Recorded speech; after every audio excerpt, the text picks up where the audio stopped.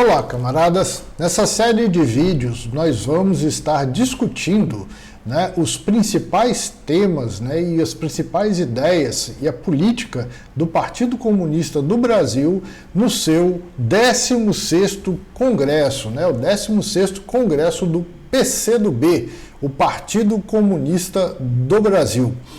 Esse 16º Congresso ele se realiza entre os dias 16 a 19 de outubro de 2025, o encontro presencial vai ser lá em Brasília, e o Partido Comunista do Brasil, que já está ao longo dos seus 103 anos de luta em defesa do povo brasileiro, em defesa do Brasil, o Brasil do povo brasileiro. É bom, importante a gente deixar bem claro essa questão. Nós vamos estar discutindo várias ideias para a gente aprimorar a luta do povo brasileiro, ao lado do povo brasileiro, para melhorar a vida de todo mundo. E na democracia do Partido Comunista do Brasil, ela se dá dessa forma, de 4 em 4 anos, todos os militantes, os filiados do Partido Comunista do Brasil se reúnem em um congresso. Esse congresso agora é o nosso 16º Congresso, que, como eu disse, vai se realizar lá em Brasília. E a gente vai estar discutindo, não só no dia do congresso, todos os filiados e toda a militância do Partido Comunista do Brasil já está discutindo num processo de profunda democracia comunista, onde lá nas bases do Partido Comunista do Brasil, passando pelas direções intermediárias, até chegar à instância máxima de direção do Partido Comunista do Brasil, que é justamente esse evento. O 16º, o Congresso do Partido, é a instância mais alta de direção do partido. É uma instância em que todos os delegados eleitos pela base do Partido Comunista do Brasil se reúnem para tomar as decisões sobre quais serão as resoluções políticas que serão adotadas pelo Partido Comunista nos próximos 4 anos. Então é por isso que eu já estou colocando aqui na tela para vocês um resumo daquilo que é o projeto de resolução política do PCdoB. Eu vou deixar aqui na descrição, vai ser no primeiro link mais ou menos, já no primeiro link eu vou deixar ali o projeto de resolução política do Partido Comunista do Brasil, que está em debate completo, Ali você vai poder ler, estudar, refletir, e você pode até opinar também através da tribuna de debate. Nossa democracia é muito profunda, Então, iniciando essa discussão, está aqui o nosso projeto de resolução política do Partido Comunista do Brasil. Eu aproveitei um slide aqui que alguns camaradas fizeram, Então eu estou aproveitando esse slide para dar uma apresentação de toda essa discussão. Então vamos lá. Na apresentação aqui, o que é importante a gente começar a destacar? Nós temos que começar a destacar a diretriz central do que está sendo discutido.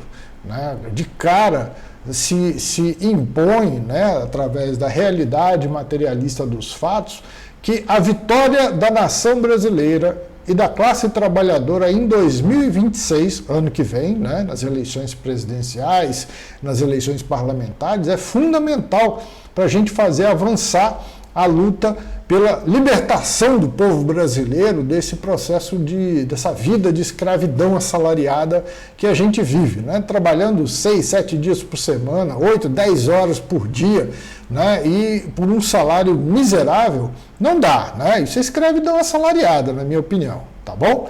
Então, assim, a vitória da nação e da classe trabalhadora em 2026 é fundamental para a gente avançar nessa luta, E como que a gente vai fazer isso? A gente precisa fazer isso através de profundas mudanças estruturais para o desenvolvimento soberano do Brasil. O Brasil precisa se desenvolver. Esse modelo agrário exportador, isso não funciona, isso não vai dar certo, Isso vai levar o Brasil a crises mais profundas que vai aumentar o sofrimento do nosso povo. Então, nestas diretrizes centrais, né, é importante a gente reposicionar e revigorar o Partido Comunista do Brasil para um novo ciclo de acumulações de forças. É importante que o povo brasileiro veja no Partido Comunista do Brasil um partido revolucionário. O Partido Comunista do Brasil, na prática, nesses últimos 103 anos, ele é a arma do povo brasileiro para melhorar a sua condição de vida. Você hoje em dia só tem direito a férias, direito a um salário mínimo, você só tem alguns direitos hoje em dia porque durante esses últimos 103 anos, né, quem criou a esquerda no Brasil foi o Partido Comunista do Brasil. Né? Hoje ele adota a sigla PCdoB, tá? E é importante você ter isso em mente. Né? Quem criou a esquerda no Brasil, na minha opinião, foi o Partido Comunista do Brasil. Tá? Então, assim, é importante a gente agora, né, reposicionar e revigorar o Partido Comunista do Brasil para a gente ter um novo ciclo de acumulação de forças. Né? O embate agora é duro, né? A luta é renhida, mas o PCdoB está aberto para que o povo entre nele e transforme ele na sua arma de luta, né, para transformar a realidade. Porque o Partido Comunista do Brasil, de cara, é bom a gente destacar algumas coisas. O Partido Comunista do Brasil não é igual aos outros partidos. Os outros partidos, eles são só partidos reformistas, né, no máximo social-democrata. Né? Esses partidos, eles só querem reformar o capitalismo. Eles querem melhorar uma coisinha aqui, melhorar uma coisinha ali, mas no fundo, eles vão deixar o Brasil ainda nas mãos das classes dominantes capitalistas. Né? Esse bando de parasitas que chegaram aqui nas caravelas da Península Europeia e estão aqui explorando o nosso povo, enganando o nosso povo, roubando o nosso povo, escravizando o nosso povo até os dias de hoje. Né? Então, assim, o Partido Comunista do Brasil é diferente. O Partido Comunista do Brasil não está aqui para reformar o capitalismo. A gente não está aqui para fazer um capitalismo mais cheirosinho. Né? O Partido Comunista do Brasil tem como sua missão principal a destruição do sistema capitalista, né, e a criação de um novo poder, um poder socialista, onde as classes dominantes não serão mais a burguesia capitalista, e serão sim todo o povo brasileiro, todo o nosso milenar povo brasileiro, que já estava aqui muito, muito antes de 1500, né, quando começaram as invasões dos habitantes da Península Europeia. Né? Então, é importante a gente começar destacando isso, né, porque em qual contexto mundial se dá toda essa luta? Né? O contexto mundial do sistema capitalista de hoje é de uma crise sistêmica e estrutural do sistema capitalista. Né? Se desenvolve, né, e evidencia que ele está esgotado historicamente. Então, o capitalismo, além de ele estar atravessando uma crise estrutural e sistêmica, né, o capitalismo ele começa a dar mostras de que ele não tem mais o que dar. Né? Todas as potências imperialistas, Estados Unidos, Inglaterra, França, Alemanha, toda a Península Europeia, né, aquilo ali você começa a ver que está esgotado. Você sai de um aeroporto, lá você já cai numa Cracolândia, né, e por aí vai embora. Né? Então, assim, é importante a gente destacar, né, que hoje no mundo, né, a realidade multipolar toma forma. Né? Ou seja, você tem múltiplos polos de poder se espalhando pelo mundo. Isso aí é evidenciado pelo BRICS, né? O Brasil, Índia, China socialista, a Rússia, né? E por aí vai. Vários outros países, né, estão entrando no BRICS. Por quê? Porque as estruturas do sistema capitalista não respondem mais às necessidades dos povos do mundo. Né? Então acentua-se o declínio, né, como eu disse, dos Estados Unidos, né, prossegue a ascensão consistente e crescente da República Popular da China, né, a China socialista. Né, esse papinho aí de que a China não é socialista, isso é conversa fiada, tá? Isso aí é mimimi de capitalista querendo te enganar, então acorda. Lá na China, o povo chinês fez uma revolução, né, com o Partido Comunista no comando, e transformou aquilo para isso que vocês estão vendo hoje. Esse é o destino de todo país socialista. Esse sempre foi. O país virou socialista, ele começa a se desenvolver. Tá? Então, a multipolaridade, ela cria a oportunidade para que projetos nacionais autônomos se desenvolvam e avancem, né? Então, assim, nós colocamos, né, nessas diretrizes centrais da discussão do nosso projeto político, de que o socialismo é, sim, a alternativa viável e necessária, né, para a gente superar o capitalismo que está em crise terminal. Tá? Então, vamos avançar aqui. Para a gente avançar, é sempre importante a gente destacar que nós precisamos discutir, né, a conjuntura internacional e a conjuntura nacional e as conjunturas locais. Por que o Congresso do Partido Comunista do Brasil, né, discute esses temas dessa forma?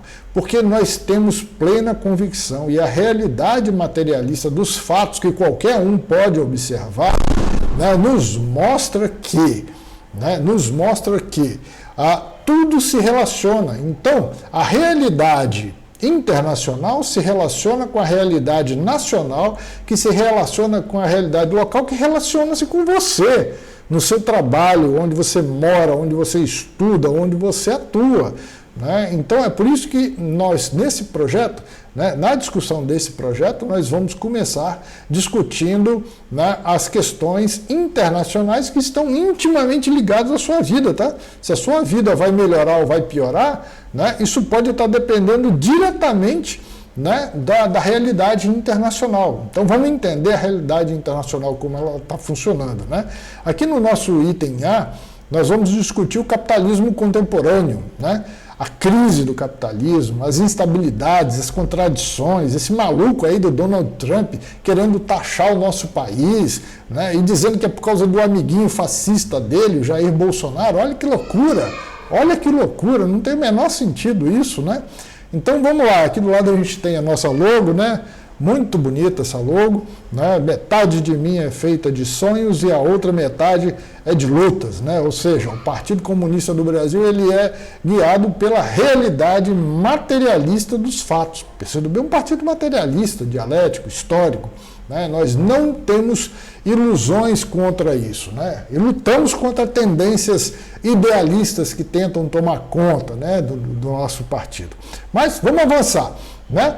Para avançar aqui, nós temos que pegar agora e se aprofundar um pouco mais nessa questão da crise sistêmica que o sistema capitalista vive.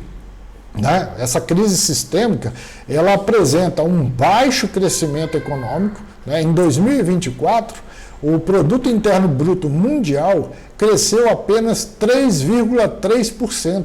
Né? O Produto Interno Bruto Mundial dos países capitalistas cresceu apenas 3,3%. Né? Ou seja, houve uma perda de dinamismo das economias capitalistas centrais, né? Os Estados Unidos, a União Europeia, o Japão, com um crescimento de 1,8%. Olha só que coisa, né? Contraste absurdo com a Ásia. A Ásia, que está adotando uma outra forma de se desenvolver, olha o contraste que tem com ela, né? A Ásia hoje apresenta um dinamismo, né? Olha só, o dinamismo da China cresceu no ano passado em comparação com o Ocidente capitalista, que a China cresceu 5%.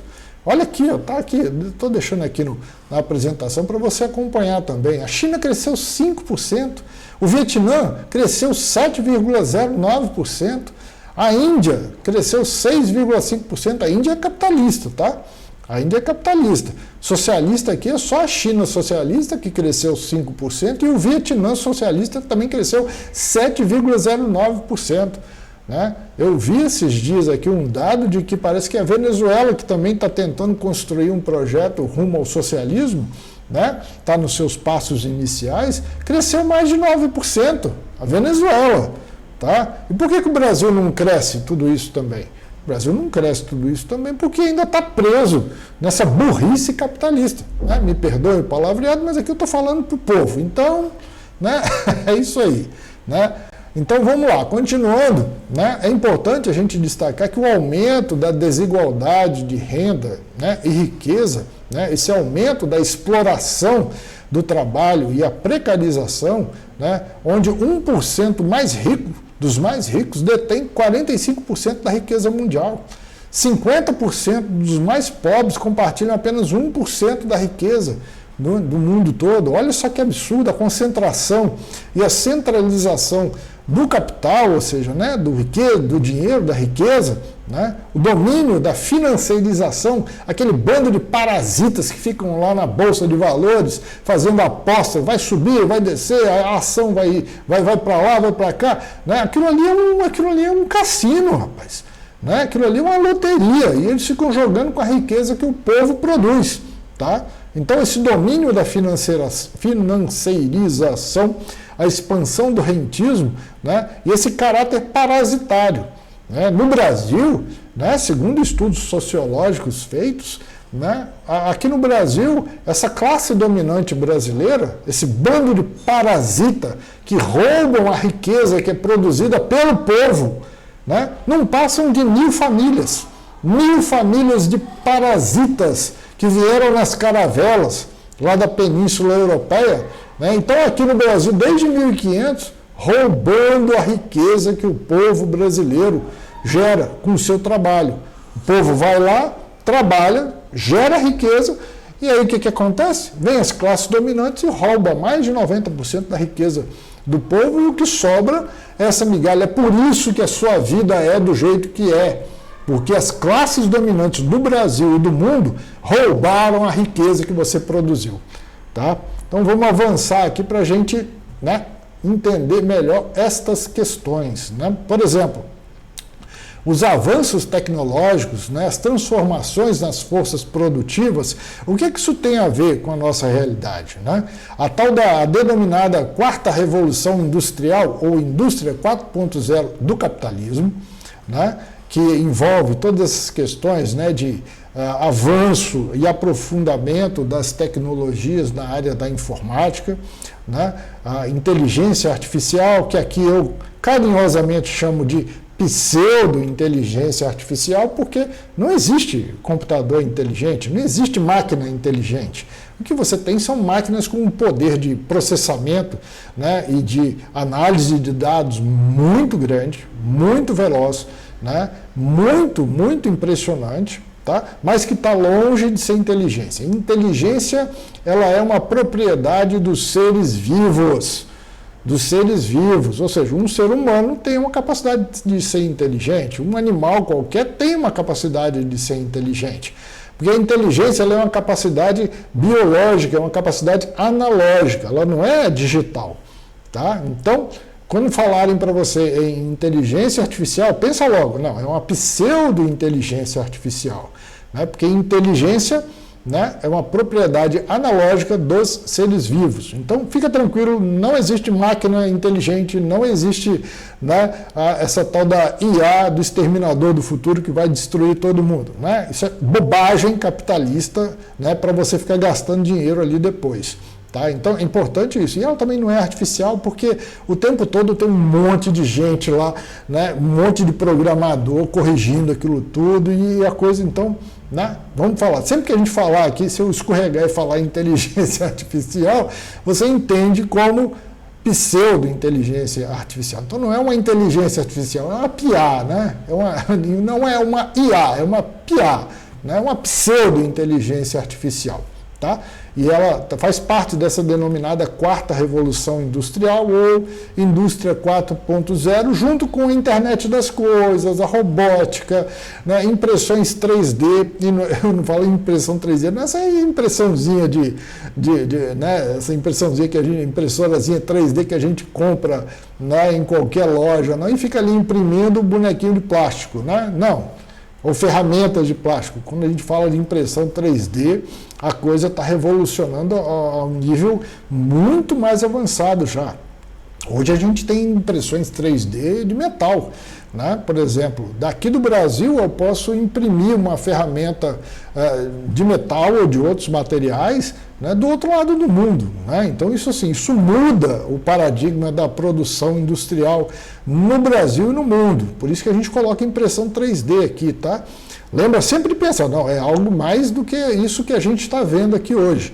A coisa está muito mais avançada, como na área da nanotecnologia e outras inovações, né, que a gente tem pelo mundo afora, né? Ou seja, nós temos ativos que são intangíveis, né, como marcas, software, né, programa, dados e patentes, né, que superam essas questões físicas, né? São ativos intangíveis que superam, né, os ativos físicos, né? Então é muito importante, né, por exemplo, né, tudo que você faz de graça nas redes sociais, né, os donos das redes sociais se apropriam daquilo e começam a ganhar dinheiro com aquilo.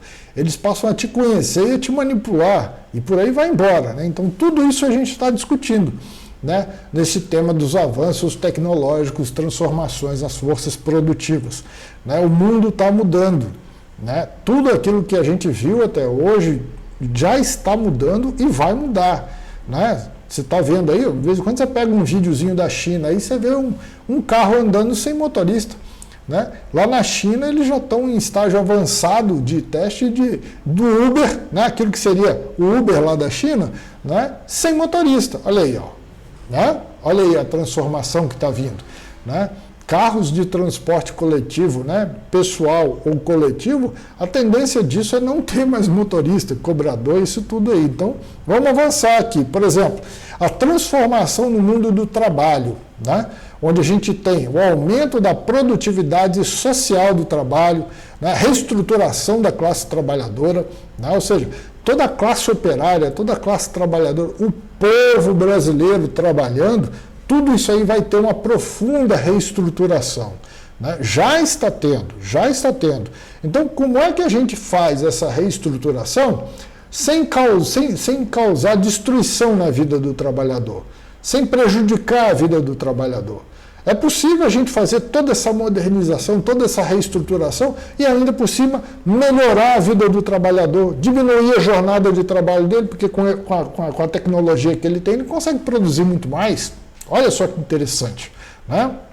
Então, essa reestruturação da classe trabalhadora, né, essa reestruturação do trabalho do povo brasileiro, né, a exclusão de empregos e profissões e o surgimento de novos.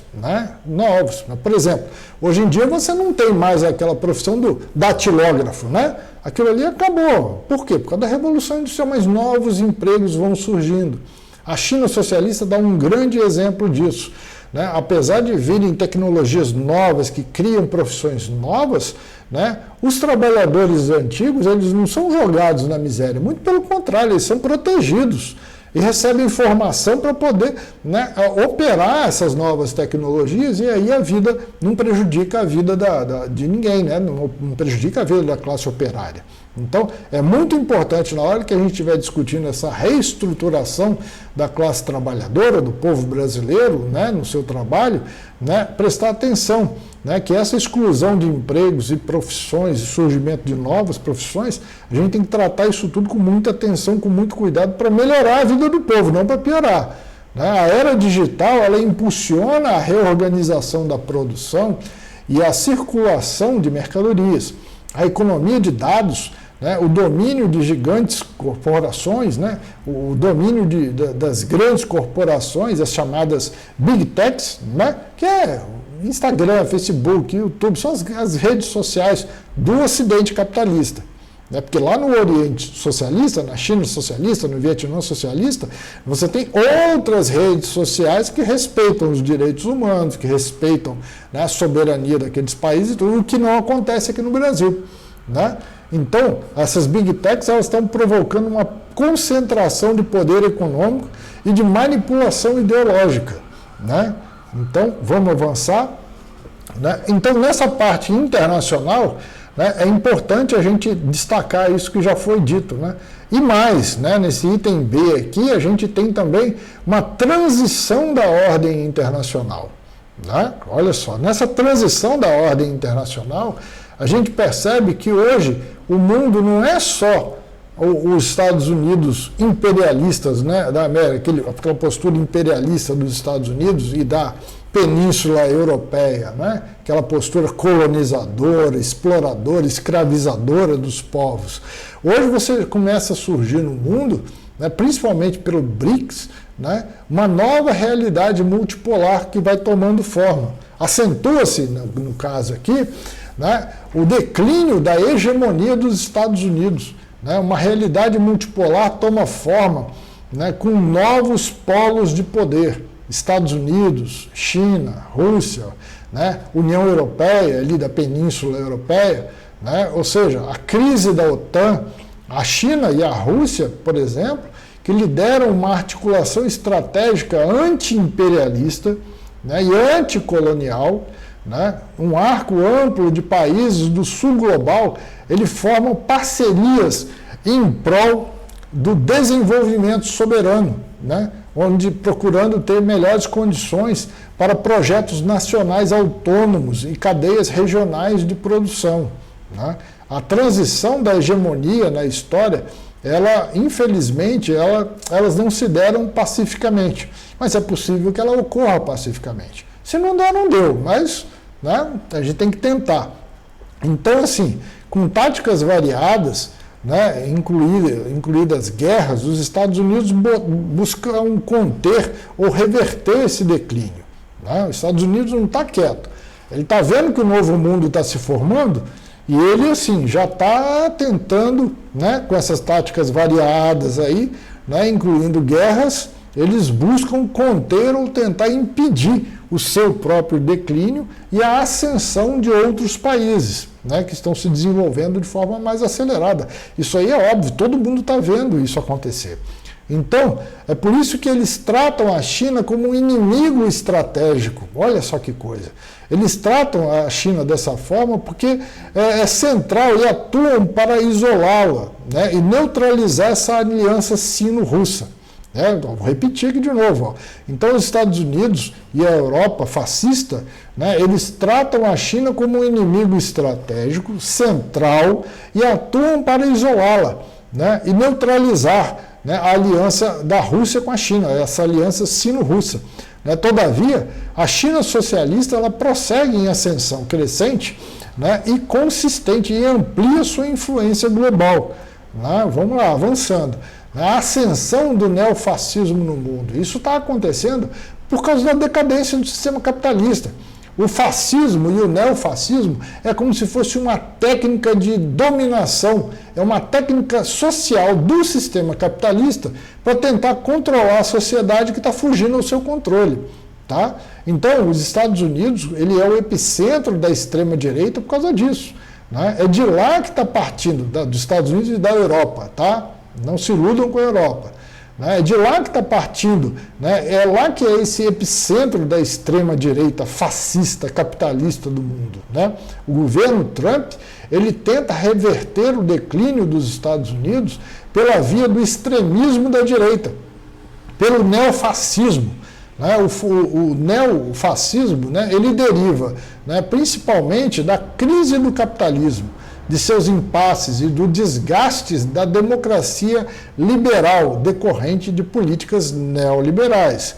A gente sabe também que, né, não existe. A democracia liberal é democracia da burguesia capitalista para a burguesia capitalista. É a democracia do dinheiro.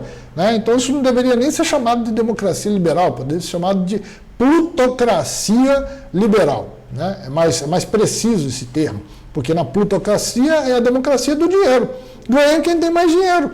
Ou seja, quem tem mais dinheiro numa eleição em qualquer país capitalista são as classes dominantes, é a burguesia capitalista.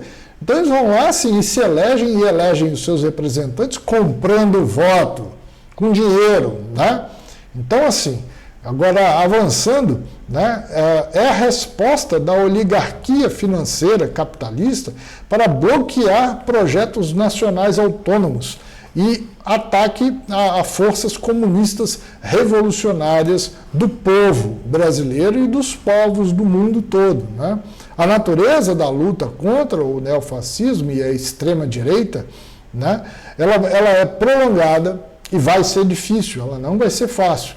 Tá? Então, assim, ela é de caráter, para nós, para a nossa luta, ela é de caráter anti-imperialista, democrático e civilizatória. Né? No poder hoje, nós temos aqui, ó, essa loirinha aqui, que aparece aqui na tela, aqui, ó, ela é a Meloni da Itália, né? Tem o Milei ali da Argentina, né? Ó, que carinha lindo. Isso aí parece que fugiu do manicômio.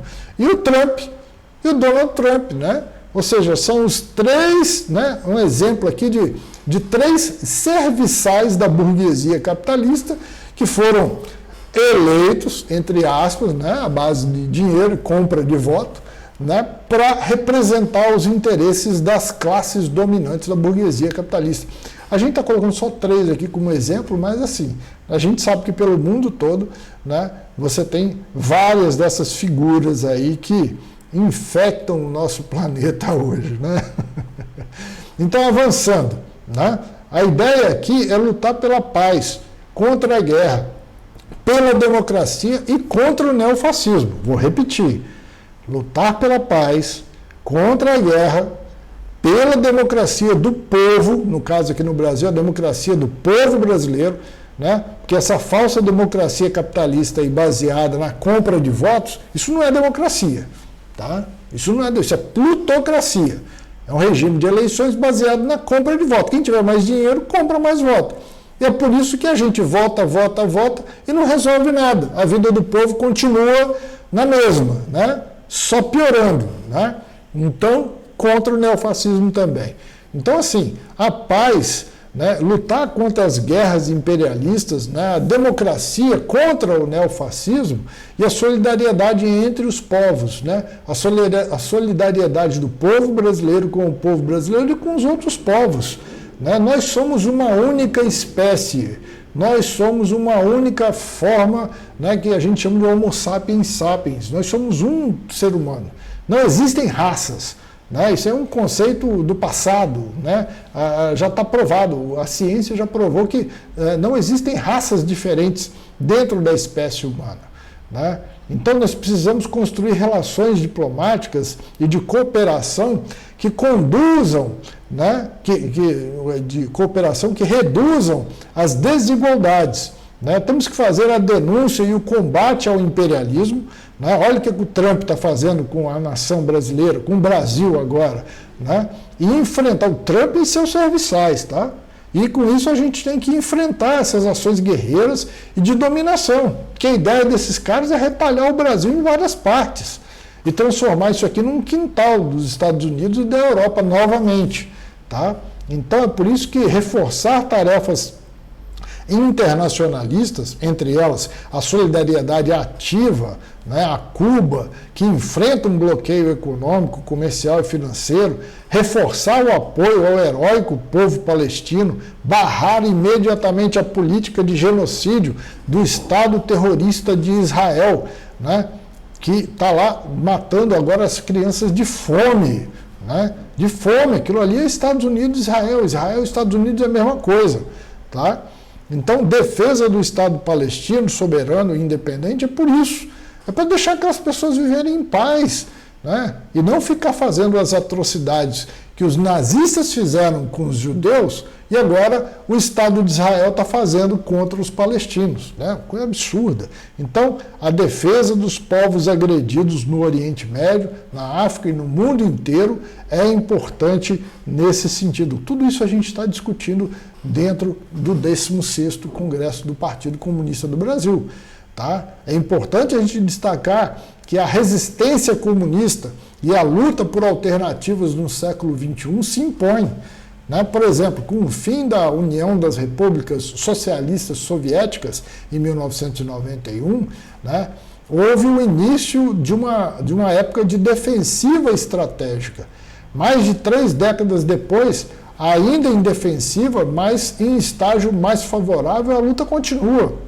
Os partidos comunistas fora do poder, como o Partido Comunista do Brasil, né, enfrentam ainda um duro processo de acumulação de forças. Esse é o estágio em que o Partido Comunista do Brasil está hoje. Nós estamos num estágio de acumulação de forças para as lutas maiores que virão. Nós não temos ilusões quanto a isso.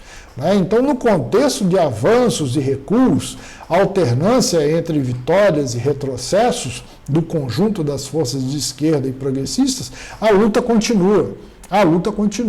E essa luta, para continuar cada vez melhor, né, nós do Partido Comunista do Brasil, nós temos que entender que a luta não se dá dentro de gabinetes com carguinhos comissionados do governo da burguesia capitalista. Não, a luta tem que ser lá onde o povo está, onde o povo mora, onde o povo trabalha, onde o povo estuda, onde o povo se diverte e exerce a sua cultura. Então, assim, a luta do partido, ela avança lado a lado com o povo brasileiro. Então, esses avanços, eles se dão pela janela que se abre, né, do sul global para projetos nacionais autônomos, né, e alianças estratégicas para que a gente consiga avançar na luta revolucionária. As forças comunistas e revolucionárias, elas atuam em alianças amplas, na luta anti-imperialista por projetos nacionais, soberanos e democráticos, mas democráticos de verdade, tá? Não são projetos plutocráticos, não nos interessam. Né? E esse é o caminho de acumulação de força para a conquista do poder político, né? E a transição ao socialismo, né? A sair do capitalismo e ir para um regime socialista, onde a riqueza que o povo produz, e só o povo produz, fique na mão do povo. Isso é socialismo. Né? Você trabalha, gera riqueza com o seu trabalho, e essa riqueza fica para o seu benefício. Né? Você não deixa ser roubado pela burguesia capitalista, por esse bando de parasitas, por essas 1000 famílias de parasitas que controlam o Brasil hoje em dia. Tá bom? Então, numa síntese programática do PCdoB, fortalecer a nação e lutar pelo socialismo é o nosso objetivo. Então, já nos países do centro capitalista, os comunistas, lá também tem comunista, tá? Tem comunista nos Estados Unidos, tem comunista na Europa, tem comunista no mundo inteiro, tá? E esses comunistas empreendem a defesa da paz também, da democracia do povo, né? Luta pelos direitos dos trabalhadores e o combate, né, contra a subjugação das nações, contra, né, a colonização de outras nações também. Então, gente, é importante a gente, né, caminhar para encerrar esse vídeo aqui, né? Já estamos chegando em 37 minutos de vídeo, né? É importante a gente destacar, né? Tem aqui as 3 bandeirinhas, né? A bandeira da China, a bandeira do Vietnã, deixa eu ver se eu consigo apontar aqui, a bandeira da China, a bandeira do Vietnã, não, desculpa, a bandeira da China, a bandeira de Cuba e a bandeira do Vietnã, dos nossos camaradas do Vietnã, que já botaram os Estados Unidos para correr de lá, lembra? Tem um monte de filme aí. Então, o socialismo, ela é a alternativa viável e necessária para a gente fazer o Brasil e o mundo melhorar.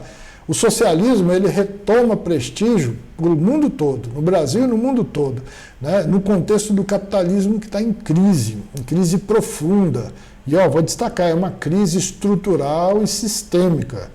É uma crise que pode se transformar numa crise de morte a qualquer momento. Tá? A sua maior expressão, no caso, né, do socialismo, é a República Popular da China, a China socialista. Tudo aquilo que você está vendo na China hoje é fruto do socialismo. É quando a riqueza do povo fica na mão do povo. Aí, meu amigo, né, o cosmos é o limite. Né? Mas não só isso. A gente tem também o Vietnã, Cuba, o Laos, a República Popular Democrática da Coreia, erroneamente chamada de Coreia do Norte.